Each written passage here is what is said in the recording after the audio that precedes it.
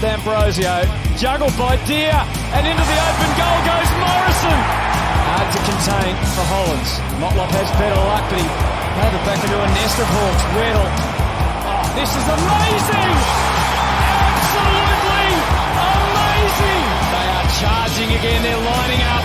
Impey through the middle of the MCG to McDonald, to Nash. All the Hawks want in. And waiting, just licking the lips at the back is Watson. He's got a gift to Deere. Who's having a day out.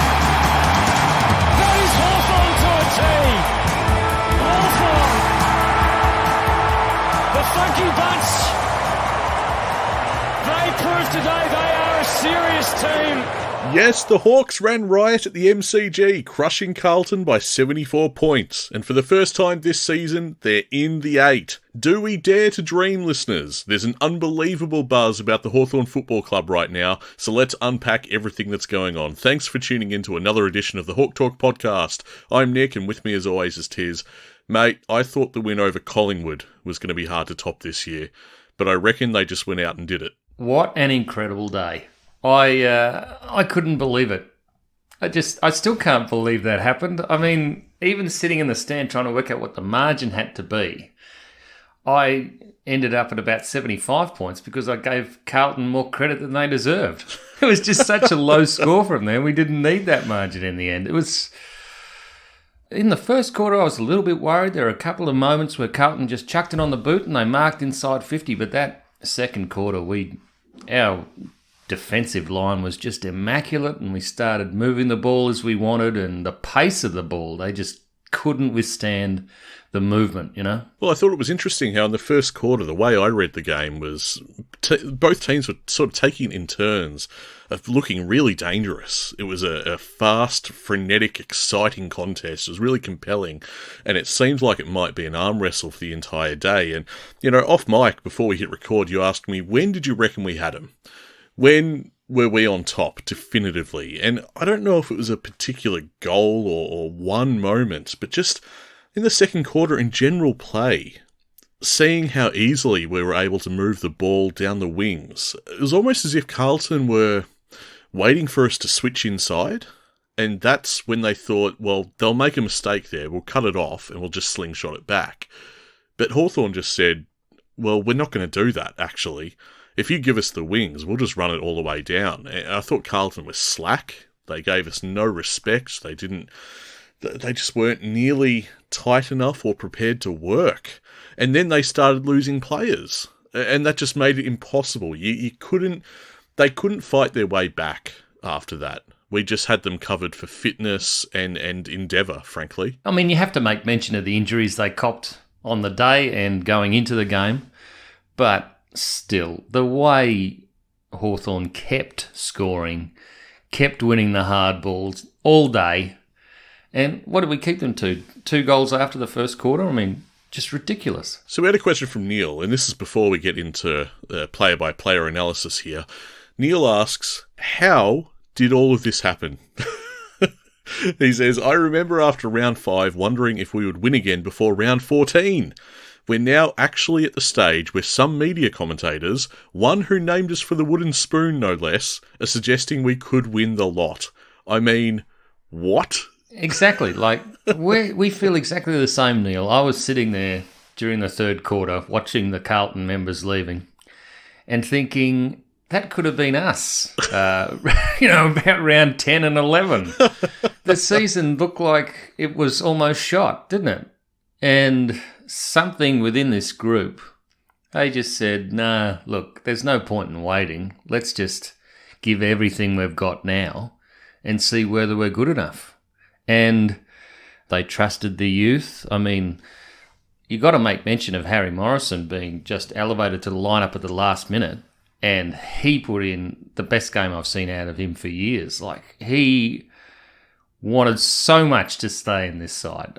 A last-minute reprieve, Giath being pulled out at the last minute, Morrison in, onto the wing, and he impacted the game early, got a goal on the board, and it wasn't an easy matchup either. Like, he had to do two-way running the whole day. I was just so impressed with Morrison. And he's a bit of a forgotten fella on the list too, you know. Well, you couldn't blame Hawks fans for getting him for most of this season. I mean, he's been plying his trade at the VFL, and this is a guy who clearly just sensed, well, I mean, I've been waiting for this. Yeah. This is my opportunity, and if I don't do something here, then it might be curtains, or maybe, I don't know, you have to wonder, is he starting to look at opportunities with other clubs? You just don't know. But in any case, this is a guy, and the stat sheet reflects it. The guy who took his opportunity with both hands. 20 touches, 4 marks, 3 tackles, 10 score involvements. Yeah. One of the best on the day for us. 4 inside 50s, 1 goal assist and a goal himself. And Paul asks, Harry Morrison was a late call-up and then was arguably one of the best on the ground. He played CJ's role better than CJ. Could he take his place permanently? Well, he could, but CJ also offers you a forward line target and he can sweep behind the ball if there's someone goes down the back 50. So, but what I was sort of angling at there was Morrison takes this opportunity, and it reminded me a bit of Dylan Moore, because there's conjecture about is Morrison staying at Hawthorn.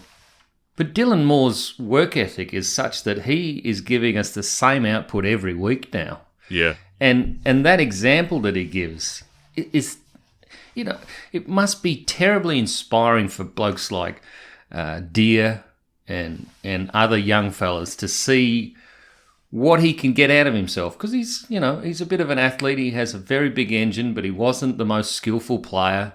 He didn't show it early. He didn't have it easy, and they're all taking their opportunities. I mean, Colin McDonald, I hardly noticed him on the day. I got to say, I was exactly the same. I thought I'll have a look at the stat sheet at 3/4 time. Let's have a look. There's Connor McDonald with 18 touches at 100%. And I was like, wow, I better look for him. Did I see him in the fourth quarter? He still had 7 touches. I might have noticed 2. He's just so quick. It's so fluid. You're always looking at where he's going to put the ball rather than who's got it. It's I was checking the stats and I went, Connor McDonald, 25 touches? Piss off. When did that happen? Yeah. Come on. 25 touches at 88% disposal efficiency, a team-high 6 tackles, 7 score involvements. It's Dylan Moore I want to go back to, though, because you speak of his engine, that is really one of his chief assets. He's an incredibly hard worker. I'm sure I've mentioned it before that he is the Duracell bunny, is Dylan Moore. He just keeps on going. He outworked and outplayed Carlton completely. He ran them ragged. 29 touches, 26 of those uncontested. That shows you how hard he's working.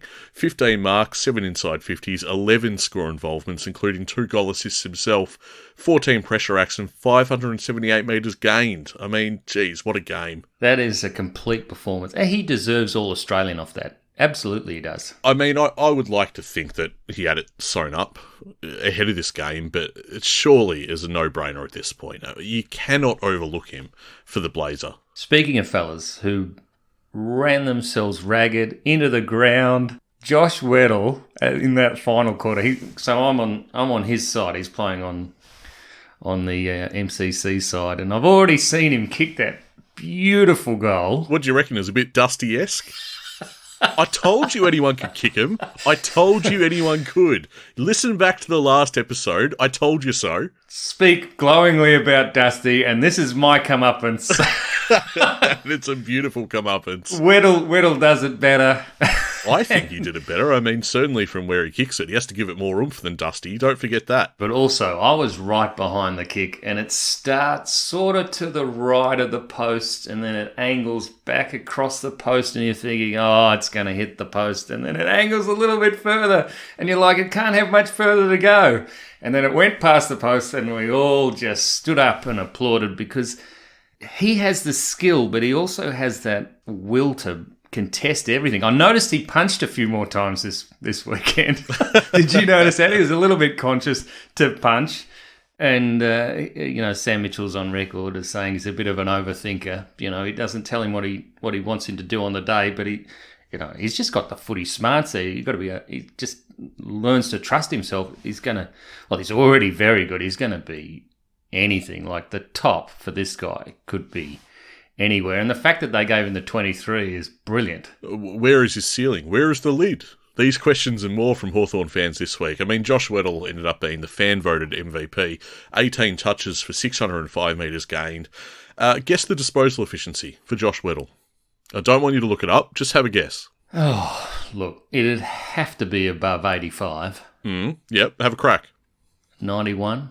Try 100%. No. Yep. That's amazing. 18 touches, 100%. Because as I was sort of veering towards earlier, I'm watching him in the final quarter and he is gassed. He's got nothing left. And the ball kept coming to him. And you know how some blokes are sort of idle up to the ball or, wait for the ball to come to them when they're completely gassed? Nothing like that. Head straight over the ball, got the ball again, kicked it again. He has endurance. He has nous. We even took Will Day off, who might be under an injury cloud. No, don't worry about that. It's purely tactical. Purely tactical. Luke Bruce comes on, has 2 kicks, 2 goals. I was like, oh, gee. He'll roll around next year. Hey, speaking of, just a little bit of a side note before we get back to the game. Talking about a guy who wants to go on next year, Jack Gunston. You see the chat he had to AFL.com.au? No, I missed that. What did he say? Because he should go around again, probably. He basically said he's keen, and if that means playing in the VFL, well, so be it. He's on board. I tell you what, his ability to control himself out on the field and not always, go for the mark, or he just tactically, strategically places himself where's best for the team. And he's educating those around him. And look, it's very hard to find an AFL footballer who's prepared to stay in the VFL for the benefit of the club. Yeah, it's incredible loyalty. It's an incredible gesture that he's showing to the club there, knowing how invaluable his leadership can be. And he's basically just said, you put me where you need me. I play seniors, fine. I play VFL, that's fine too. That's what an incredible servant. And just... yeah, it makes me a little bit emotional because this is home, right? Hawthorn's his home, and it just is expressed time and time again, and I thought that was magnificent to read. But to have 2 blokes like that out of the same generation who've got everything they could out of the club, Bruce and Gunston, and for them to be fully committed to the next guys coming through, it speaks volumes. That's the kind of stuff that makes you have a 1.5-year rebuild. Yeah, that's right. And you're so right about Bruce, because Bruce has been in a similar position where he's been offered a significant pay packet to leave, and he said, no, I'm sticking fat with Hawthorn. And, that decision is certainly paying off. Back to Weddle, just to round out his stats, 6 marks, 5 inside 50s, and 3 wonderful goals. We heard from one of our regular listeners, Fusa. Weddle to play high half forward if we secure a key back in the off-season. Feel like he could be Jeremy Cameron good, pushing him high up the ground. Well, it's a big call, but you talk about Jeremy Cameron. There's a bloke in our side who's had a better first year as a forward than Jezza. You might be right. He's certainly had a better first year than a ton of forwards. This is a great pickup from Gary Lyon, singing the praises of Kelsha Deer. Look, if we can put the 23 back in the forward line if you like, Fusa. I have nothing against it. Well, the thing is, tactically, I think it would be awesome, but our high half forwards are doing an amazing job as it is. Obviously, Weddle has to play somewhere. I don't necessarily think it'll be in the back line, given the recruits that we're staring down at. But yeah, I'm more thinking long-term picture. He's midfield, but I don't know, these are good problems to have, aren't they? But back on Kelsha, Gary Lyon saying, in his first year of footy, Kelsha has made a fist of playing a key forward as well as any first-year player has. I'm talking about Walter, Cadman, Ugle-Hagan, all of these blokes who were taken at the top of the draft. He's had, Kelsha, a better first season than those blokes. And you know what? I reckon he's right. He is right. And some of those guys debuted in fairly good teams. And you couldn't say when Deer got into the side, we were motoring along. And he found a way to impact games early, and he's really developed. He played out the game on the weekend. Terrific. 12 touches, 5 marks, kicked 3 goals, 1, and had a total of 8 score involvements. I thought he was awesome, and we just had winners all over the park. If we stay in the forward line, we've got to talk about Nick Watson, right? 17 disposals for 400 metres gained, 6 marks, and get this, he led our contested marks. He's 170 centimetres tall, and he's leading contested marks with 2, by the way, but that's 1 more than the next person. Well, I hope he chirps about that at training. But his impact didn't stop there. 6 inside 50s, 10 score involvements, including 4 goal assists. He's just such a live wire. There's so much energy that comes from Nick Watson. And he feeds it back into the side. Well, he does, and I think it mostly comes through his defensive acts. I mean, a team-high 20 pressure acts is incredible. And, the narrative has really shifted. I think that goal to ice the game in Tassie against Freo really got the monkey off the back, didn't it? It shifted the narrative. Is he going to finally be able to put all this together? Can he step up when it matters most and hit the scoreboard when it matters most? I think he put that to bed. And so we forget that narrative. That just fades into the background. And what we have now is, what else does he do? Well, it turns out a hell of a lot. When in a game such as this, where he doesn't hit the scoreboard, he doesn't kick a goal anyway, it's not really the story anymore.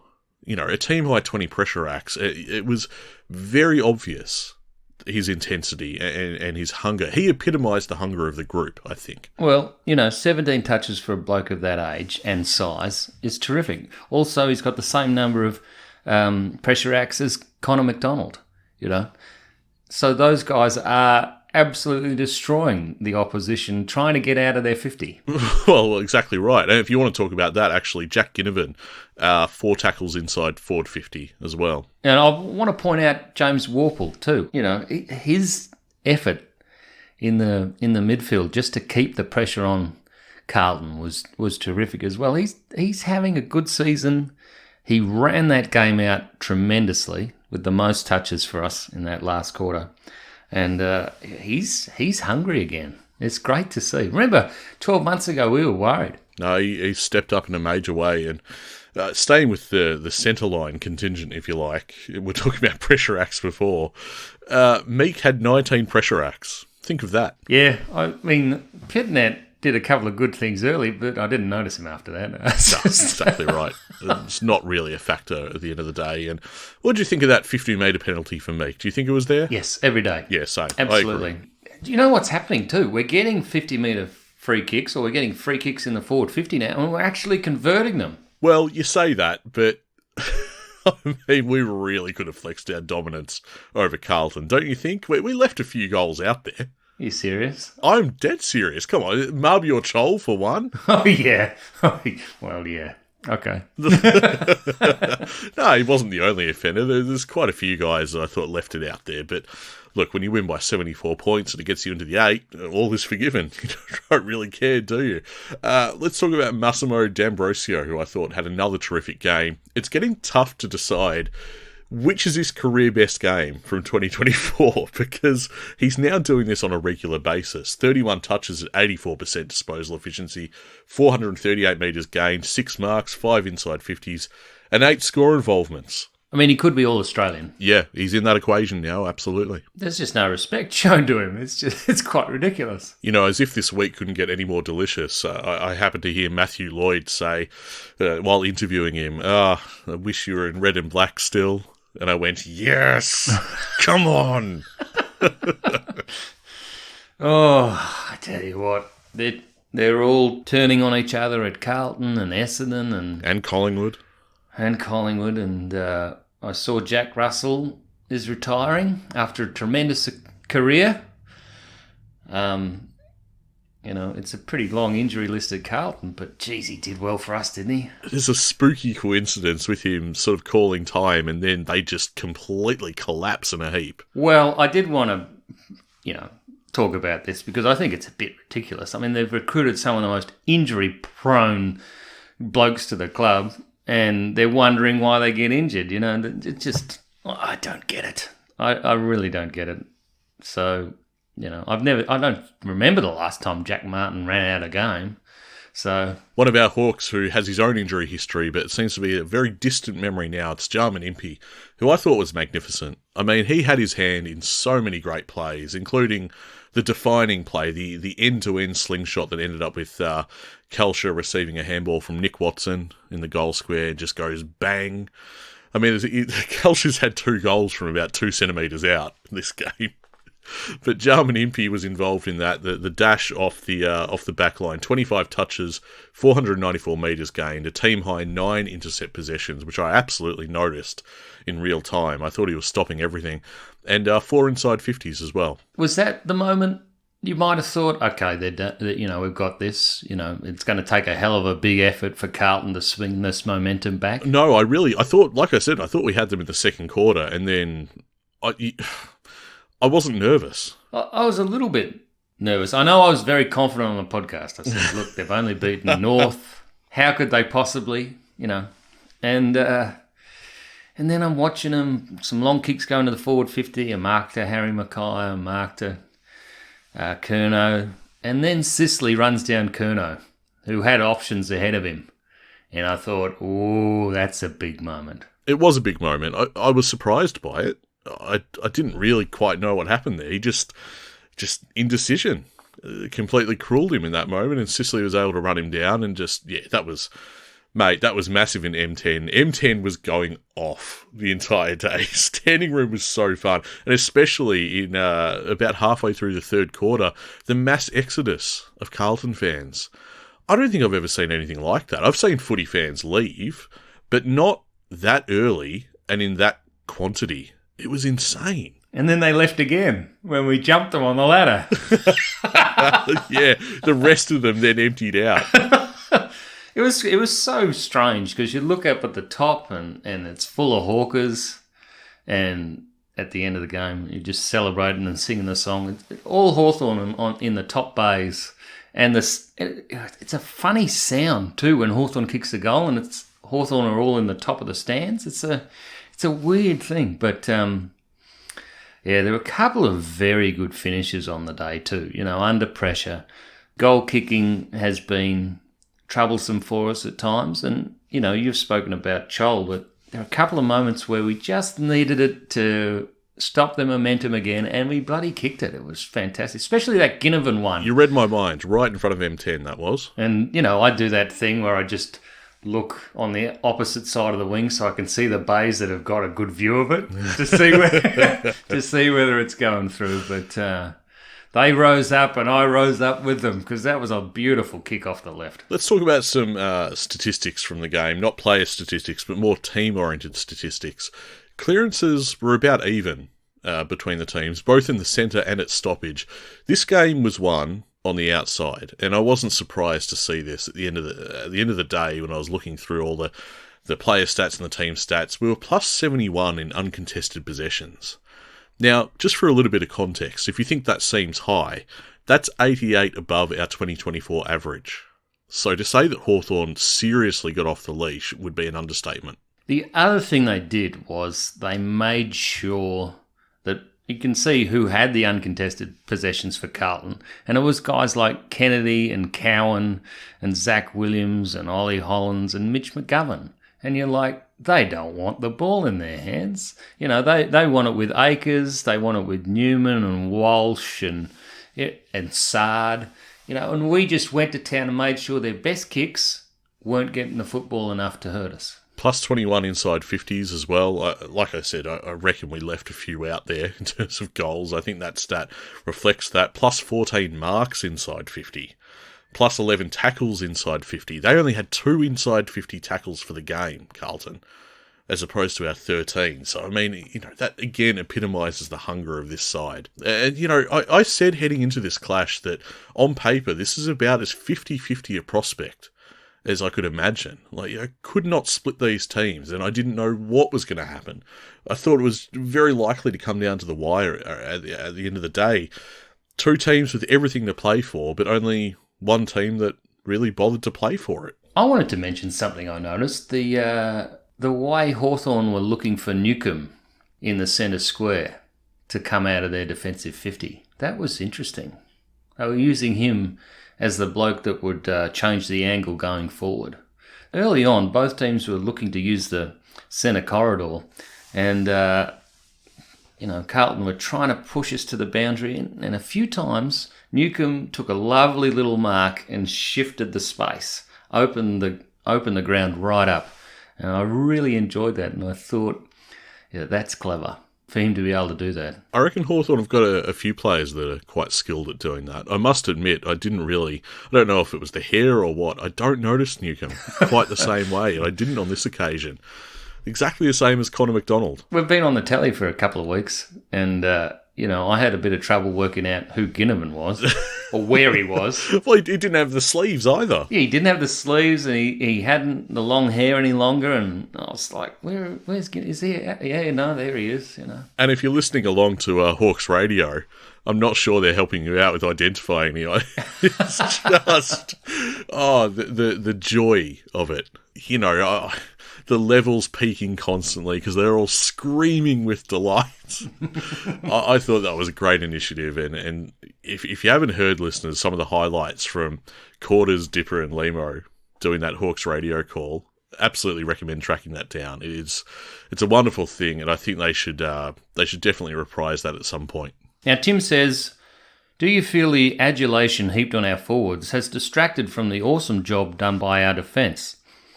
In the Hawks' last 5 games, our opponents have managed a mere 64 points. Yes, that's 64 points on average, and I actually looked into it. The club published something about this today. Hawthorn are the number 1 rated team for points against in the past 10 games.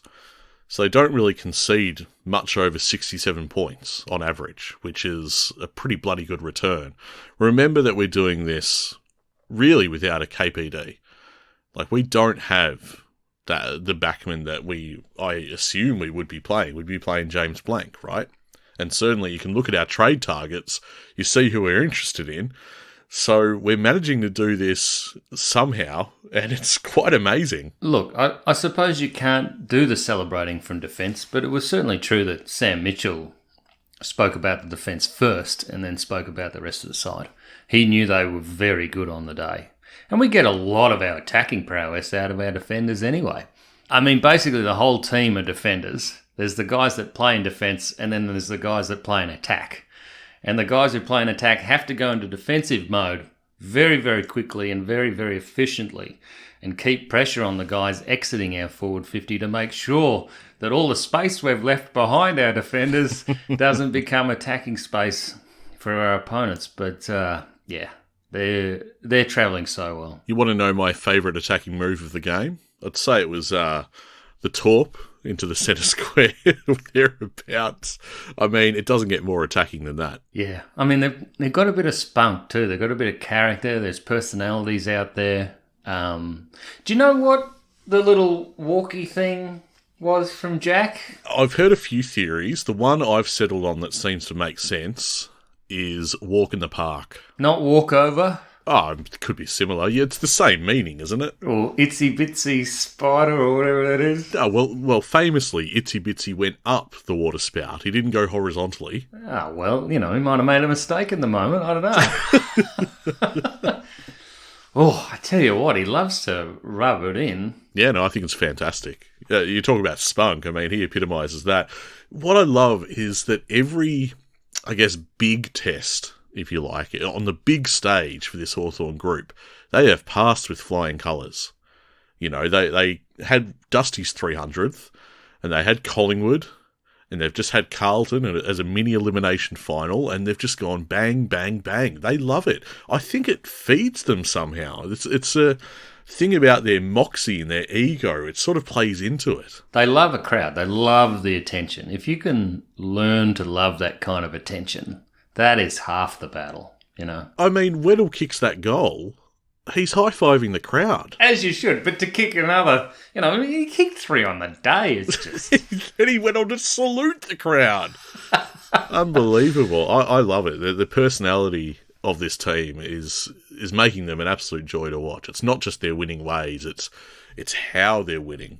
It's just got so much personality about it. And they love the crowd. They love us turning up and making noise. They love that sound. Only one team in the top 8 at the moment who's an MCG tenant, and that's us. Is that? Yeah, that is true. You wouldn't want to get Hawthorn at the MCG week 1 of finals. Now, I know we're still not there. Which week of finals, sorry? There's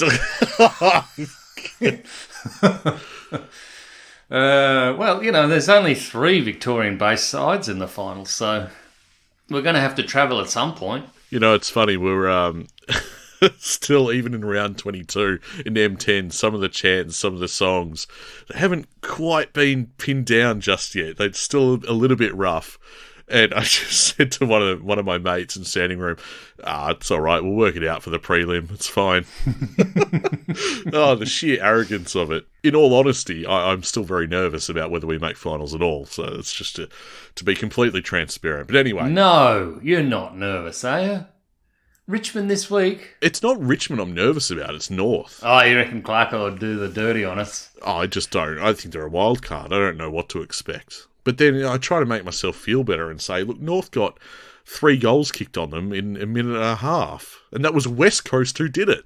Should I be that worried? Probably not. I laughed heartily at that. That was... A hell of a goal from Oscar Allen to do that, by the way. Oh, I tell you what, Carlton aren't a sure thing for their game against West Coast over in Perth either. So No, especially with all those injuries. They are severely depleted, and I think like North... In a season such as this, West Coast can be a wild card over there. Don't worry about that. We heard from Willard. I've watched the replay a few times already. Thank goodness we got Hutto commentating this game. It makes it more enjoyable to watch. Nick Watson looks super tiny, but he reminds me of Poppy with all his pressure acts and goal assists. Brings back all those great memories. Couldn't agree more. Yeah, I reckon he needs his flying licence back. He hasn't been flying as often as he was when he first broke into the side. Reese says, are we content enough with our young talent to give up our early draft picks on top-up talent, to have a real tilt at a couple of flags? Reese says his opinion is yes. I think we should give up our picks for Barrass and use our money to bring in Battle as well. Well, I think Battle is a no-brainer. It's what you have to give up for Barrass. Who else is going to offer something better? Because he wants out. West Coast have to respect that. He's been a good servant. We just have to find something that isn't over the top. Like, I've read some ridiculous assertions from West Coast Eagles fans. 2 early draft picks and a next year's second round and probably DGB as well, and, we'll be good. But, we just need to find something that is fairly good value for him. Well, over the past 2 days, the reports emerging about Barrass, they are communicated with such conviction. Like, it's Barrass to Hawthorn, 5-year deal, it's happening. So, look, I guess it is. The way there's been a marked shift in the way it's been reported, and I think, as you say, it just depends on what gets that deal done. And I think we should. I think we should do it. As for Battle, yes, that's a no-brainer. That's the easier deal, and hearing Battle interviewed post-match, he's not staying. There's no way. Yeah, but you got to land Battle before you land Barrass, if you see what I mean. Yeah, you do. You do. Yes. It might put a question mark in Battle's head if Barrass is already on the list. In any case, addressing Reese's question here, should we be prepared to give up early draft picks to top up on talent? Well, if this trajectory continues, yes. We'll see what happens for the rest of the year, but it does seem more and more like this is a list that's gearing up for a genuine tilt. I don't think that genuine tilt is this year, but, who bloody knows? Could be this year. I don't know. Even Buddy's been talking about how strange this year is. He's, and anyone can beat anybody depending on the day. You've got to take your opportunities and things like that. But the point is that our pressure acts and our defensive abilities have been pushing us into the top quadrant, like the top right quadrant in the premiership scale that we used to dominate. I had a question from Andrew. With Battle and Barrass potentially joining the team next year, where do you see Will McCabe slotting in? Could he be developed as a forward, given Lewis's injury history? Deere, McCabe and Scholl would form a very mobile and dynamic tall forward partnership to complement the Smalls. It's intriguing. I've really only ever seen him as a defender myself. Yeah, I've only heard of him playing as a defender. There's nothing about him that screams that he couldn't play forward. He has all the attributes. You got Scaife as well. Yeah, I think Andrew has overlooked Scaife there. I think we're pretty, even with Gunston, whenever he does decide to finish up, and Bruce, I think we're pretty assured in our forward line at the moment. And Deer's one out of the box. You don't get guys that age holding down a spot, okay? I mean, this is where Ian's question becomes totally bamboozling. Best first-year player at the BNF this year. Well, we had this question some weeks ago, and it's no clearer. It's got to be between Watson and Deer, and I just don't know anymore. I think back when we answered it last time, I said Deer. I just don't know. You could easily make a case and argue it for either player, and they'd be deserving. I'd give it to D'Ambrosio. Well, first-year player for Hawthorn, yeah, rather than first in the system. I suppose D'Ambrosio would win it in that case, yeah. Now, it's around this time in the show, mate, that we like to delve into a Box Hill report. You know, we go into the seconds following the seniors, but they had a bye this week. So we're going to leapfrog that and go straight to the injury updates. Changwath Giath. Now, we talked about how he withdrew from the game late in the piece. That was due to calf soreness. He's going to be a test this week, and I dare say that Harry Morrison will retain his spot. I don't see it as necessary to put any risk on Giath, especially when Morrison performed so well. I don't think they make that change. I would think that we're going to rest a few.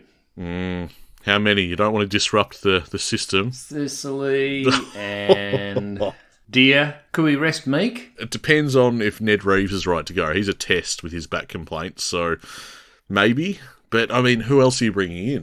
That's got to be, Scaife for Deer? And I guess Sarong for Sicily if you're making those changes. By the way, can I just say for listeners, I do not endorse this. Will Day gets a rest. Gunston gets a rest. No, come on.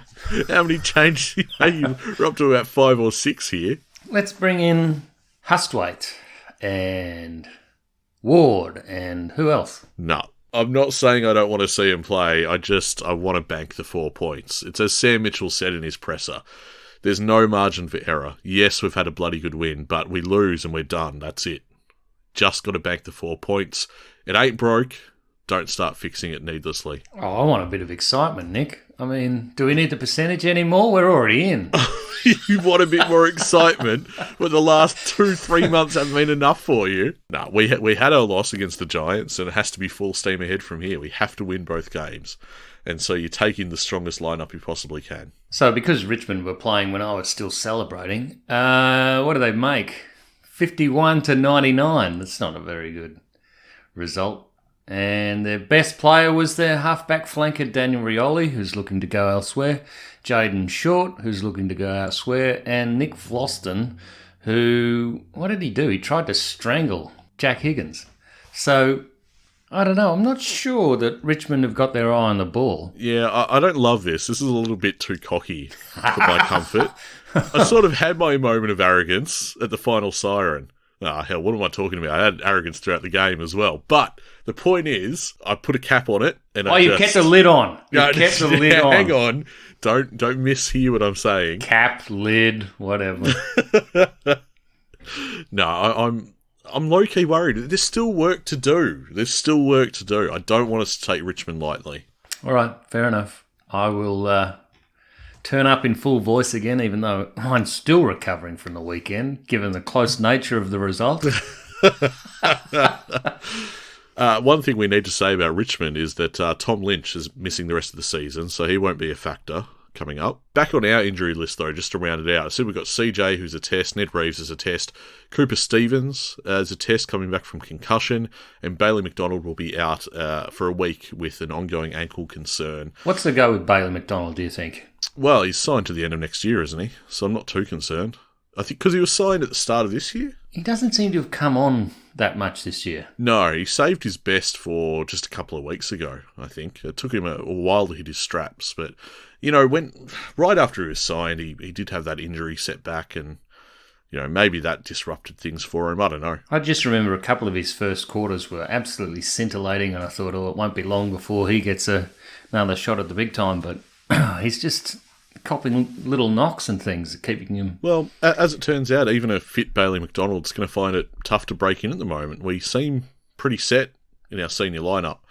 Speaking of Box Hill, by the way, their last game before finals, it's Box Hill Hawks versus Werribee Tigers at Fenju Stadium. That's Box Hill City Oval, Sunday, 2:05 p.m. So obviously there's a huge clash with our seniors game there, which is unfortunate. But here's the state of play with Box Hill. Finals are locked in, but this is our chance to sew up a top 4 spot, which could be very handy indeed. That's what's going to be at stake when we host ladder leaders Werribee. So a tough assignment to try and get it done. But fingers crossed. Do Werribee need to win, or are they going to rest half the side? Yeah, Werribee do need to win. If they want to keep top position, Bulldogs could leapfrog them.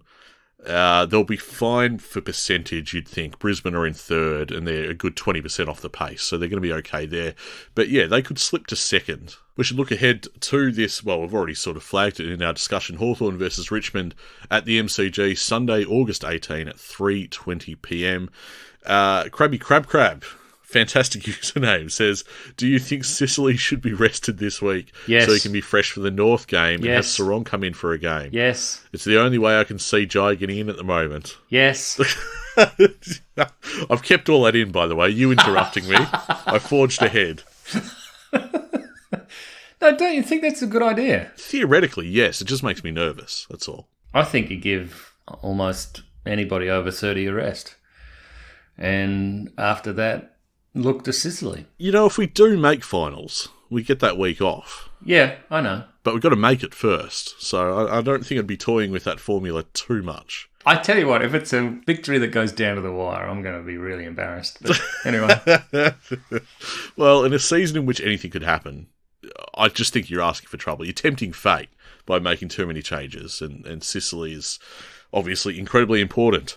You know, it is incredibly important to us is our social media stuff. Let's get to it now. We've noticed a few more 5-star ratings for our show on Apple Podcasts and Spotify. It means a hell of a lot to us that people would spare some time to show the podcast a little bit of love. When you do that, you're effectively helping other hawkers to find our show and get them on board.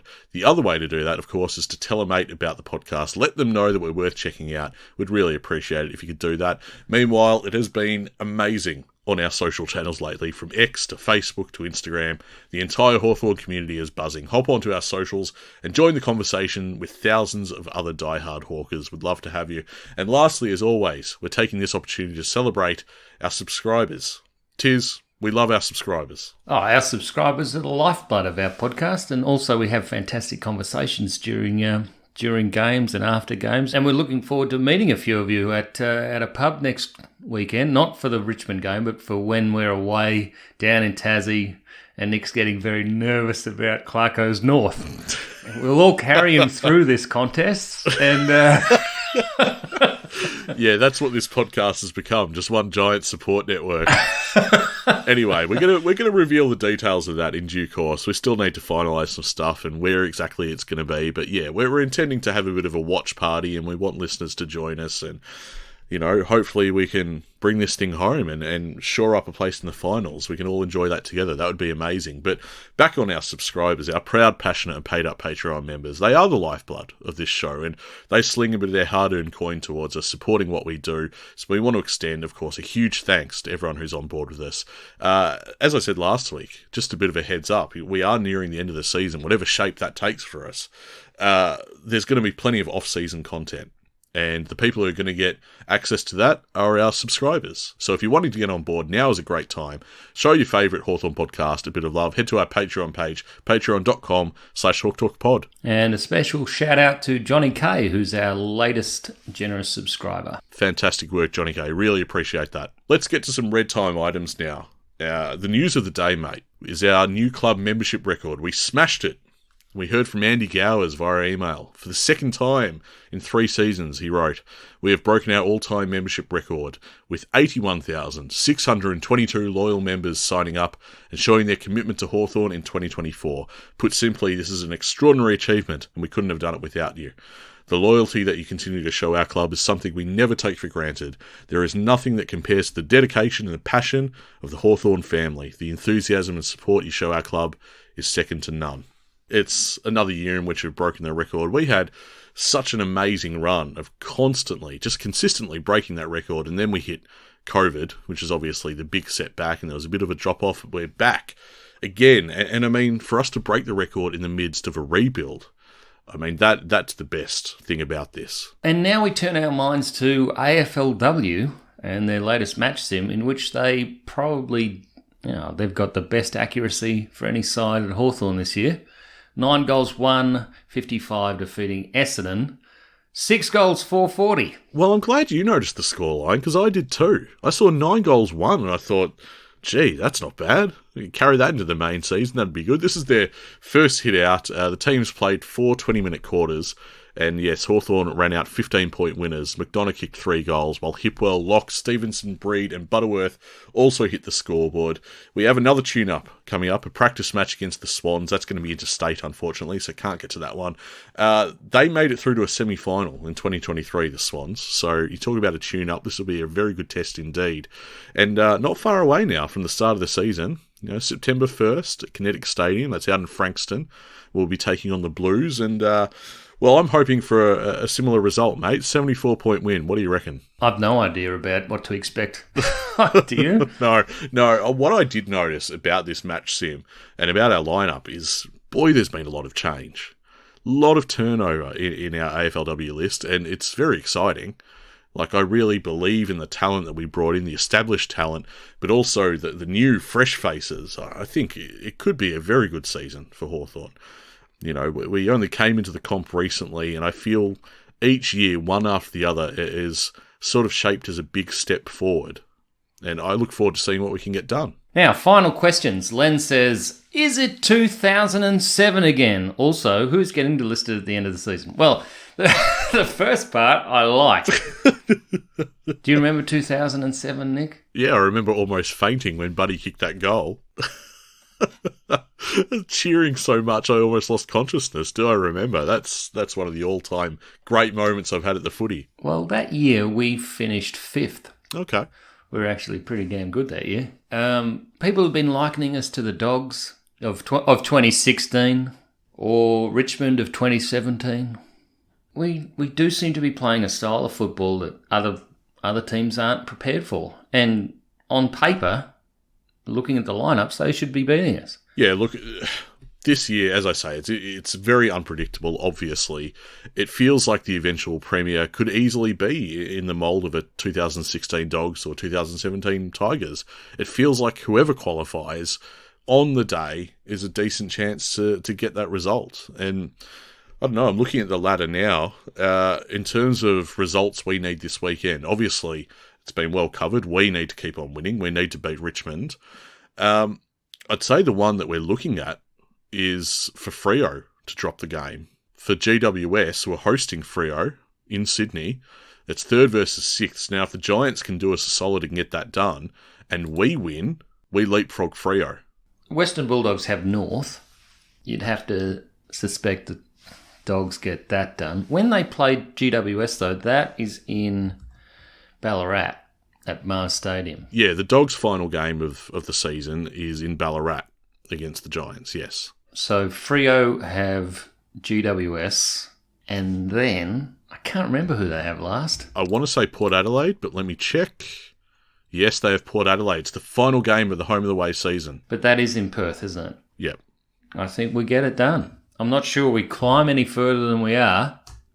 I don't think that's really possible. But if Freo keep losing, perhaps we get to 7th, even 6th. Don't know. Who knows in this wacky old season of ours? All I know is that Hawthorn simply just have to win their final 2 games. That's the chief result I'll be looking at.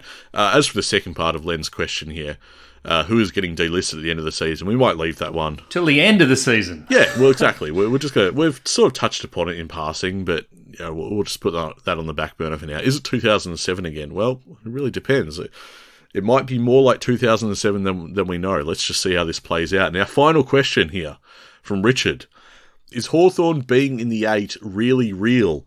Or are we all in some sort of mass psychosis because we actually got beaten by North by 12 goals in round 6? And couldn't deal with it. Well, essentially he's saying that we all as a collective had a mental break from reality and we haven't coped with it since. It's a pretty dark theme, but it's not a dark blue theme, is it? Well,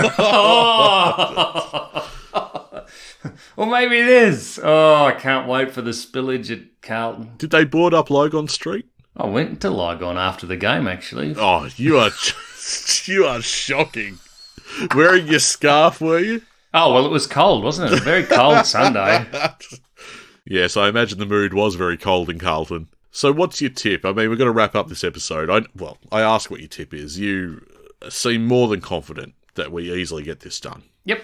Get along, enjoy the ride, and look, I expect them to play a bit of rope-a-dope, or maybe end the game early, something like that. We need a professional performance, but I also think they need to manage their bodies a bit, because they absolutely gassed themselves against Carlton, got into the 8, and now they just need a nice, good buffer at halftime. And what about you? You'd be more worried about North, wouldn't you? Oh, yes. I'm much more worried about North. No, it's a strange balance, this one. Like, you do want to take it a bit easier, and I think they will, given how much they poured into the game against Carlton, but you don't want to take it too easy. So you don't want to stray away from what's been working. You don't want to lose sight of the formula that's been paying off for so long. So, now we get it done. I'm interested to see what we do at selection. That might flag a few things, but yeah, look, this is our final Melbourne home game for the home and away season, and Sunday 3:20 PM. I expect that we get a pretty good crowd. It won't be Dusty levels. We're not going to be 90,000, but I do expect that the Hawthorn Army get down there. Very exciting times. I did not see this coming. It's been an incredible ride. It's going to be amazing playing the Dogs in the first week of finals. It's going to be incredible, Nick. Less fear about that than North, to be honest. Imagine that. Anyway, we'll wrap up today's edition of the Hawk Talk podcast. That's it for now. What a win it was. We look forward to next week. We recap, hopefully, a win over the Tigers and taking one step closer to that unlikely finals berth. We will catch you then. We are a happy team at Hawthorn.